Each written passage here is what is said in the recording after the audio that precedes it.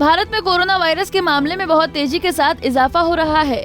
देश में पिछले 24 घंटे के दौरान कोरोना के 1,40,000 से ज्यादा नए मामले सामने आए हैं। 7 महीनों के बाद लगातार दूसरे दिन नए केस 1 लाख से ज्यादा मिले हैं। सबसे ज्यादा कोविड के केस दिल्ली, महाराष्ट्र और मेट्रो शहरों में देखे जा रहे हैं। कोरोना की रफ्तार ने लोगों के साथ साथ राज्य सरकारों की चिंता भी बढ़ा दी है। कई राज्यों में सख्त कदम उठाने के बावजूद भी कोरोना की बेलगाम रफ्तार रुकने का नाम नहीं ले रही है। केंद्रीय स्वास्थ्य मंत्रालय के मुताबिक देश में पिछले 24 घंटे के दौरान कोरोना के 1,41,986 मामले सामने आए।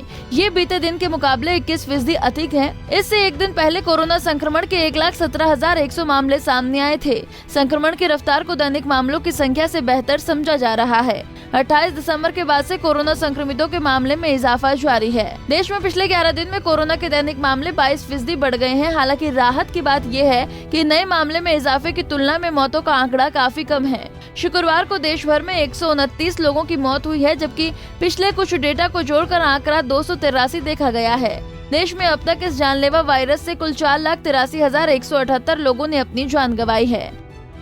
दैनिक मामलों में आए उछाल और ठीक होने वाले लोगों की कम संख्या के चलते कोरोना के सक्रिय मामलों की संख्या भी तेजी से बढ़ रही है। अब देश में सक्रिय मामले बढ़कर 4,72,169 हो गए हैं, जो कुल मामलों की संख्या में 1.34% है। साथ ही देश में इस समय रिकवरी रेट 97.30% है। कोरोना से ठीक होने वालों की संख्या की बात करें तो पिछले 24 घंटे के दौरान 40,895 दर्ज की गई है, जिसके बाद ठीक होने वाले लोगों की कुल संख्या 3,44,12,740 हो गई है। साथ ही देश में दैनिक पॉजिटिविटी रेट में भी काफी इजाफा हुआ है और ये 9.28% तक पहुंच गया है। तो वहीं वीकली पॉजिटिविटी रेट 5.66% हो गया है।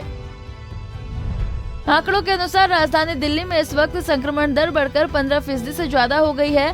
पिछले 24 घंटों में यहाँ कोविड संक्रमण के 17,335 नए मरीज मिले थे। महाराष्ट्र में कोरोना से संक्रमित मरीजों की संख्या सबसे अधिक है।